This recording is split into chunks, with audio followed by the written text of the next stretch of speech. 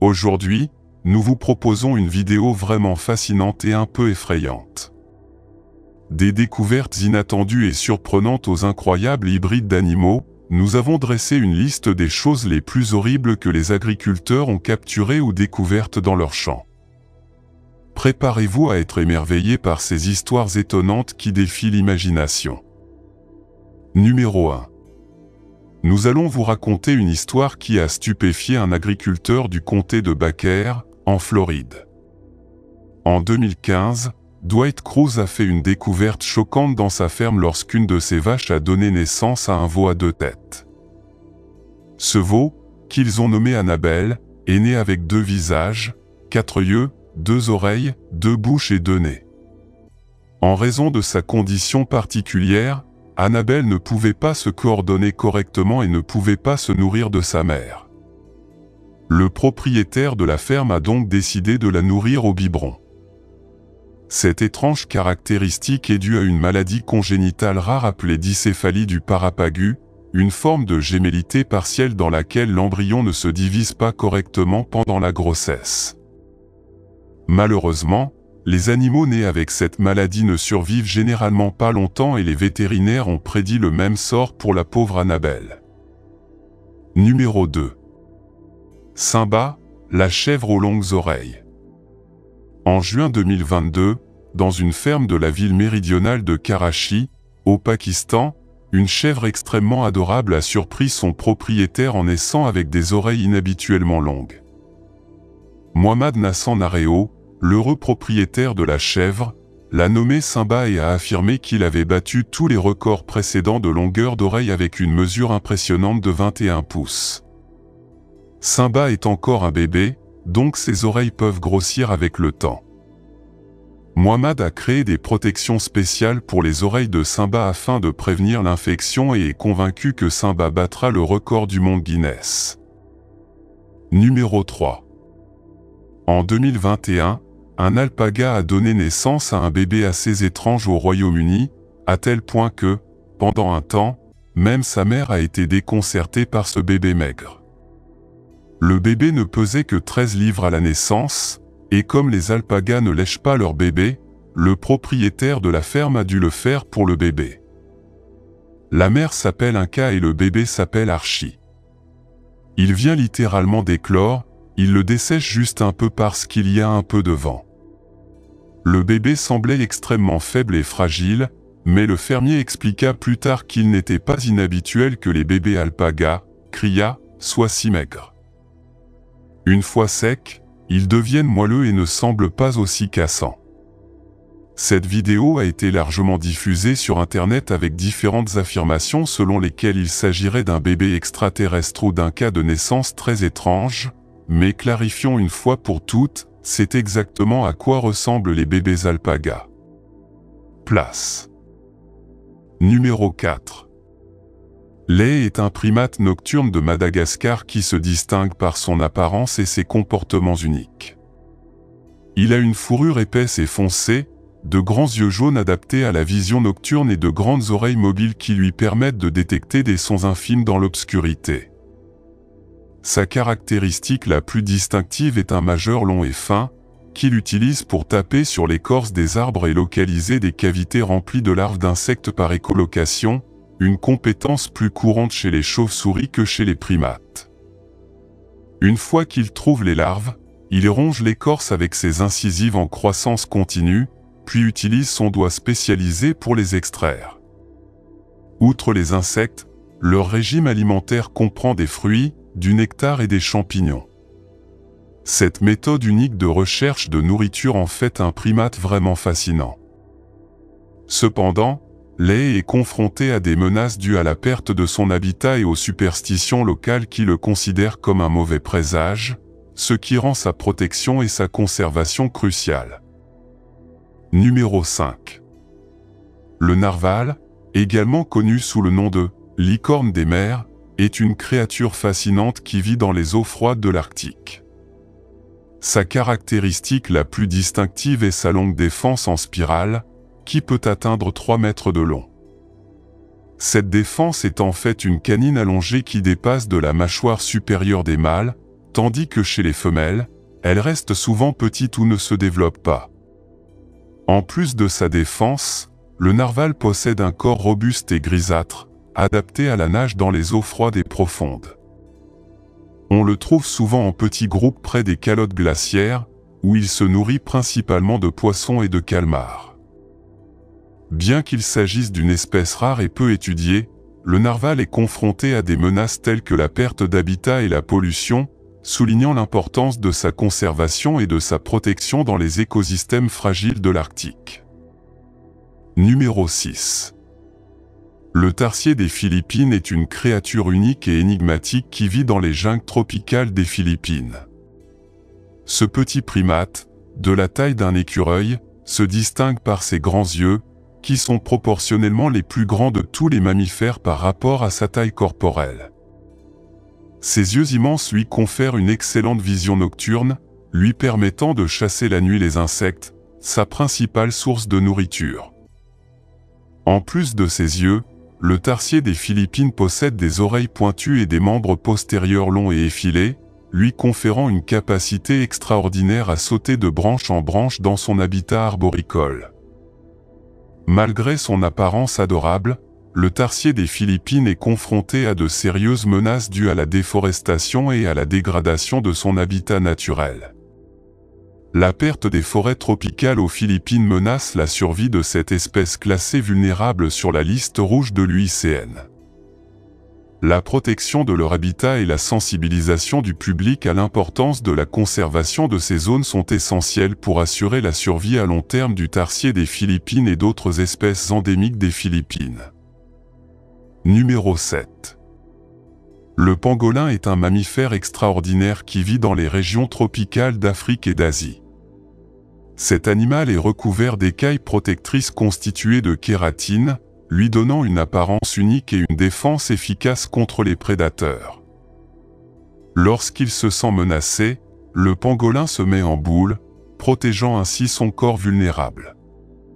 En plus de son armure naturelle, le pangolin possède une longue langue collante, idéale pour se nourrir de fourmis et de termites, sa principale source de nourriture. Malgré son apparence particulière, le pangolin fait face à de sérieuses menaces dues au braconnage et au commerce illégal de ses écailles et de sa viande. Le pangolin est considéré comme le mammifère le plus trafiqué au monde, ce qui a entraîné un déclin alarmant de ses populations à l'état sauvage.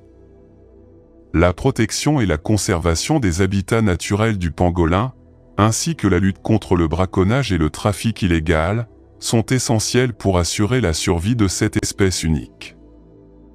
Il est essentiel de sensibiliser le public à l'importance de protéger le pangolin et de prendre des mesures pour mettre fin à son exploitation avant qu'il ne soit trop tard. Numéro 8. Le poisson blob est une créature marine vraiment étonnante qui vit dans les profondeurs de l'océan. Ce poisson des grands fonds a une apparence unique et distinctive, avec un corps flasque et gélatineux qui lui permet de se déplacer sans effort sous les hautes pressions des fonds marins. Leur apparence, souvent qualifiée de laide ou de monstrueuse, est le résultat d'une extraordinaire adaptation évolutive à leur environnement sombre et froid. Malgré son apparence peu attrayante, le blobfish est un élément essentiel de l'écosystème marin des profondeurs océaniques. Il se nourrit principalement de petits poissons et d'organismes vivants sur les fonds marins, contribuant ainsi à maintenir l'équilibre des populations d'espèces dans son habitat. Cependant, le blobfish est menacé par la pêche commerciale en haute mer et par la destruction de son habitat par les activités humaines telles que l'exploitation minière sous-marine. Pour protéger les blobfish et autres habitants des grands fonds, il est crucial de prendre des mesures pour conserver et protéger ces écosystèmes délicats. Cela comprend la mise en œuvre de zones marines protégées, de réglementations sur la pêche durable et la sensibilisation du public à l'importance de préserver la biodiversité marine. Ce n'est que grâce à des efforts coordonnés et coopératifs que nous pourrons garantir un avenir sain aux blobfish et aux autres organismes marins menacés. Numéro 9. L'ornithorynque est l'une des créatures les plus particulières et les plus fascinantes vivant dans les régions d'Australie et de Tasmanie. Ce mammifère semi-aquatique est connu pour son apparence unique, qui ressemble à un étrange mélange de différents animaux. Il a un corps semblable à celui d'un castor, avec une fourrure dense et une queue aplatie, ainsi qu'un long bec de canard aplati. De plus, les mâles ont des éperons venimeux sur leurs pattes postérieures, ce qui les rend encore plus uniques. L'ornithorynque est un excellent nageur et passe la plupart de son temps dans l'eau, où il se nourrit principalement d'insectes aquatiques, de larves et de petits crustacés. Il utilise son bec sensible pour détecter les courants électriques générés par les proies dans l'eau, lui permettant ainsi de trouver de la nourriture même dans des conditions de faible visibilité. Malgré son caractère unique et ses adaptations uniques, l'ornithorynque est confronté à des menaces dans son habitat naturel, notamment la perte d'habitat due à l'urbanisation et à la pollution de l'eau. La conservation des espaces naturels où vit l'ornithorynque et la protection des cours d'eau sont essentielles pour garantir la survie de cette espèce si particulière. En outre, il est important de sensibiliser le public à l'importance de préserver la biodiversité unique de l'Australie et de protéger les espèces emblématiques telles que l'ornithorynque pour les générations futures. Numéro 10.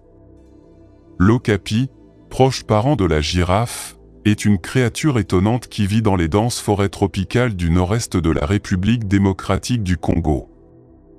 Ce mammifère herbivore se distingue par son apparence unique, avec un corps semblable à celui d'un cheval et des pattes rayées rappelant celles d'un zèbre. Cependant, sa caractéristique la plus remarquable est sa langue extrêmement longue, qui peut atteindre jusqu'à 30 cm de longueur et lui permet d'atteindre les feuilles les plus hautes des arbres pour se nourrir. Bien que l'okapi soit une créature timide et solitaire, il est crucial à l'équilibre de son écosystème. Il se nourrit principalement de feuilles, de pousses et de fruits, contribuant ainsi au maintien de la croissance et de la santé de la végétation dans son habitat. Cependant, l'okapi est menacé par la déforestation, le braconnage et les conflits humains dans la région. Pour protéger l'okapi et son habitat, il est essentiel de prendre des mesures pour conserver les forêts tropicales du Congo et lutter contre le braconnage et la destruction de son habitat. De plus, il est important de sensibiliser le public à l'importance de préserver la biodiversité unique de la région et de protéger des espèces emblématiques telles que l'okapi pour les générations futures. Numéro 11. Dauphin rose. Beaucoup diraient que ces dauphins ne sont pas réellement roses, mais c'est le nom donné à ces dauphins de couleur claire qui nagent dans le fleuve Amazone. Cela en fait l'un des rares animaux d'eau salée capables de s'adapter au voyage en eau douce. Ces dauphins vont du rose tendre au rose vif, presque néon. Sa couleur unique peut changer en fonction de votre humeur, de votre âge ou de la température de l'eau. Plutôt cool, non? Ces créatures sont connues pour être l'une des plus intelligentes d'Amazonie. Après tout, vivre dans une jungle aussi diversifiée exige qu'ils soient plus habiles. Contrairement aux dauphins océaniques, les dauphins roses ont des vertèbres cervicales non fusionnées qui leur permettent de tourner la tête à 180 degrés. Cela leur permet de regarder derrière eux sans tourner tout leur corps, ce qui est incroyablement utile pour manœuvrer autour des forêts inondées pendant la saison des pluies lorsqu'ils chassent le poisson parmi les arbres. Pendant ce temps, les dauphins océaniques n'ont pas besoin de cette adaptation car ils chassent en... Ces types se nourrissent de poissons, de glucides et même de petites tortues. Ce régime leur permet de s'épanouir dans un écosystème en constante évolution au fil des saisons. Numéro 12. Quand on parle de poissons rouges, on imagine généralement de petits poissons d'aquarium dont la longueur dépasse rarement 30 cm. Cependant, il s'avère qu'ils peuvent également atteindre des tailles gigantesques et vous verrez maintenant un tel spécimen. Le pêcheur professionnel Andy Hackett est fier d'avoir capturé l'un des plus gros poissons rouges du monde. Cela s'est produit dans une ferme de pêche en Champagne, en France. Le poisson capturé pesait 30,5 kg et, en raison de sa couleur orange vif, il fut nommé carotte. Ce poisson est un hybride d'une carpe cuir et d'une carpe quoi. Jason Calais, directeur de la ferme de pêche, dit que Caro a environ 20 ans. Elle a été relâchée dans cet étang alors qu'elle n'était qu'un poussin. Andy Hackett lui-même dit qu'il a toujours su que Caro vivait dans cet étang, mais il n'aurait jamais pu imaginer que la chance lui sourirait et qu'il serait le premier chanceux à l'attraper. Il a fallu 25 minutes aux pêcheurs pour sortir ce géant de l'eau, mais ne vous inquiétez pas, après avoir pris quelques photos de sa prise, Andy l'a relâché dans la nature. À propos, Caro détient actuellement le record de taille parmi les autres poissons rouges. L'ancien leader avait été capturé en 2019 dans le Minnesota, pesant 17 kg. Numéro 13. Lors d'une excursion de pêche, un pêcheur nommé Jeff Edward a eu la chance d'attraper un homard d'une coloration extrêmement rare. À première vue, ces photos peuvent sembler retouchées, mais ce n'est pas le cas. Ce homard est véritablement coloré à moitié rouge et à moitié noir, avec une coloration parfaitement divisée au milieu, ce qui en fait un spectacle fascinant pour les perfectionnistes. Fait intéressant, Jeff n'était pas le seul pêcheur du Maine à attraper un homard multicolore rare. Un autre chanceux a été Jacob Knoll, qui a également attrapé un homard bicolore. Cependant, dans ce cas, l'exosquelette du homard était bleu et vert. De plus, ce spécimen était hermaphrodite, possédant à la fois des organes mâles et femelles. Les scientifiques d'un institut de recherche de Portland expliquent que de telles colorations bicolores sont dues à une anomalie génétique qui ressemble au chimérisme. Selon les biologistes, une coloration bicolore avec une division centrale claire sur le corps d'un arthropode se produit chez un individu sur 50 millions. Ces deux pêcheurs peuvent donc vraiment s'estimer chanceux. Cependant, il est essentiel de rappeler que l'océan mondial couvre un peu plus de 70% de la surface de notre planète. Cela signifie que votre analyse prendra beaucoup plus de temps. Actuellement, seulement 5% des océans de la planète ont été explorés, mais la science fait des progrès significatifs dans ce domaine complexe. Numéro 14. Un utilisateur de Reddit a partagé une histoire incroyable avec ses abonnés. Après avoir longtemps pêché, ils ont décidé de s'essayer à la plongée sous-marine. Lors d'une plongée sur la grande barrière de corail dans l'océan Pacifique, ils ont rencontré une tortue verte géante qu'ils ont comparée à une petite voiture. Selon cette personne, la tortue avait au moins 100 ans. Ils ont été choqués et impressionnés par cette rencontre inhabituelle, et c'est compréhensible, car ce n'est pas tous les jours que l'on voit un animal aussi ancien dans son habitat naturel. En moyenne, l'espérance de vie d'une tortue verte est de 80 ans, mais on sait que certains individus ont vécu plus de 100 ans à l'état sauvage. Les tortues sont parmi les animaux qui vivent le plus longtemps sur Terre, les tortues géantes des Galapagos étant reconnues comme étant celles qui vivent le plus longtemps, avec une espérance de vie moyenne de 177 ans. Numéro 15. En juin 2015, des pêcheurs au large de l'île de Santa Catalina, en Californie, ont remarqué un poisson inhabituellement long. Il a fallu l'aide de 16 personnes pour le ramener à terre. Les habitants sont habitués à trouver divers habitants de l'océan échoués sur le rivage après une tempête, mais un poisson qui ressemble à un serpent de mer était quelque chose de nouveau pour eux. Par conséquent, de nombreuses personnes se sont rassemblées sur la plage pour voir de près l'étrange créature et prendre des photos avec elle. On a découvert plus tard que ce poisson est connu sous le nom de king herring ou orfe. La longueur de ce spécimen atteignait 5 mètres, ce qui a attiré l'attention des locaux et de la presse. Les harengs kings vivent dans les océans Pacifique, Indien et Atlantique. Ils vivent à des profondeurs de 500 à 700 mètres et sont les poissons osseux les plus longs de tous ceux étudiés. En moyenne, ils mesurent environ 3 mètres, mais le plus gros spécimen enregistré mesurait 11 mètres de long et pesait 272 kg. Numéro 16. Les poissons des grands fonds ont souvent une apparence très peu attrayante. Certains d'entre eux peuvent effrayer même les pêcheurs les plus expérimentés. Un tel incident s'est produit avec un habitant d'un village de pêcheurs de la province de Krabi, en Thaïlande. Un homme nommé Prère Sul se consacre presque quotidiennement à la pêche. Un de ces jours, il sortit de l'eau un poisson si étrange et si laid qu'il eut terriblement peur et le laissa sur le rivage. Après cela, Prère a couru chez lui pour parler à sa famille de la terrifiante capture. Ses proches l'ont calmé et il a décidé de récupérer le poisson.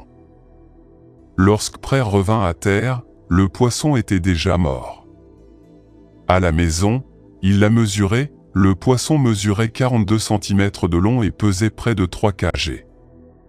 Le poisson avait l'air vraiment effrayant, avec un petit corps, une énorme tête qui ressemblait à un visage humain et une bouche large et massive. Les villageois considéraient le poisson comme une incarnation du mal, estimant que cette créature apportait le malheur à leur colonie. Cependant, les biologistes ont tenté d'expliquer à ces personnes qu'il ne s'agissait pas d'un mauvais esprit, mais d'une sorte de guetteur. Ces poissons habitent les eaux peu profondes et profondes. Leurs grosses têtes sont nécessaires pour creuser le sable en attendant leur proie. Ces poissons ont vraiment l'air très désagréables.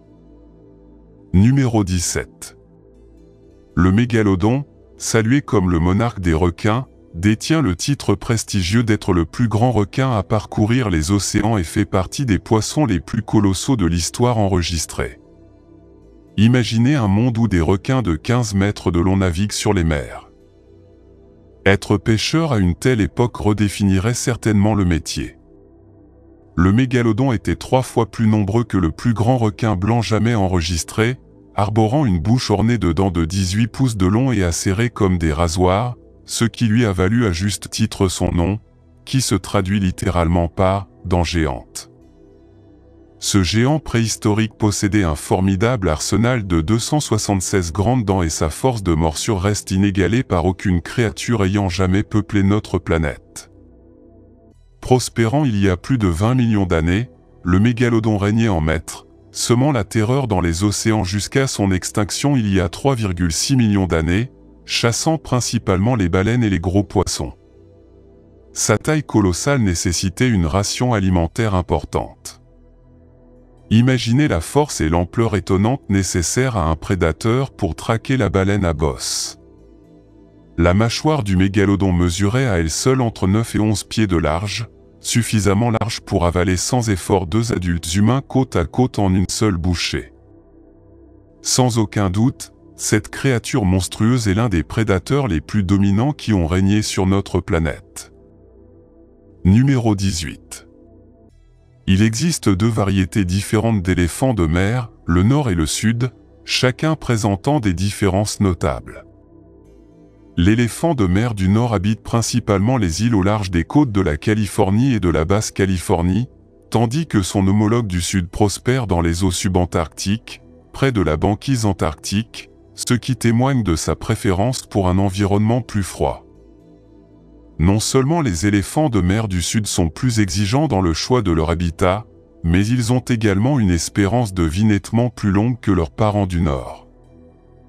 Les éléphants de mer du Sud peuvent vivre une durée impressionnante de 20 à 22 ans, tandis que leurs homologues du Nord ont une durée de vie moyenne de seulement 9 ans.